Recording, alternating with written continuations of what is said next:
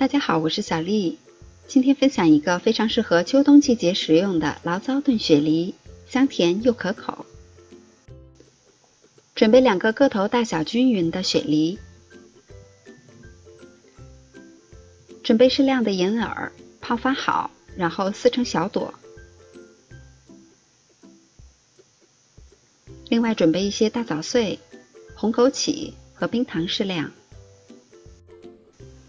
我们先要把雪梨清洗干净，然后会用到一个这样的小工具。我们找到雪梨2/3的位置，用力的向下戳进去，一圈下来以后呢，我们这个梨中的小盖子就做好了，把它取掉。然后用另一边，我们先取出雪梨的核，然后挖出里边的梨肉。取出来的梨肉呢，先放到一旁待用，像这样就可以，不要挖得太薄。然后我们可以依次的先放入银耳、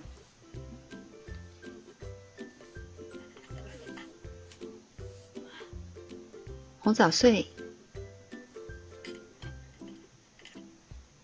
枸杞、可以再放入我们刚才挖出来的雪梨肉，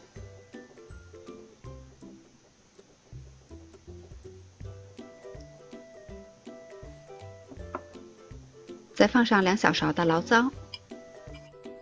雪梨汤不仅好吃，而且具有滋阴补液的效果，可以很好的去除体内的火气，而且还可以预防一些心脑血管的疾病，建议大家可以多食用一些。然后放上2-3块的冰糖，再加入少许的清水，我们把小盖子盖好，这样一个雪梨盅就做好了。我们把它摆放到盘子中，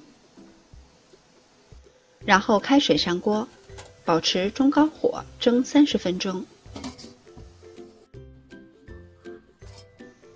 时间到了以后出锅，打开锅盖就可以闻到淡淡的梨香了。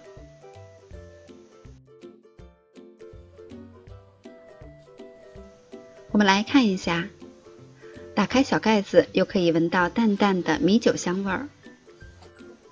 我们来尝一下，因为火候炖得很足，所以里边的汁水呢是非常甘甜的，里边的雪梨和银耳也都非常的软糯。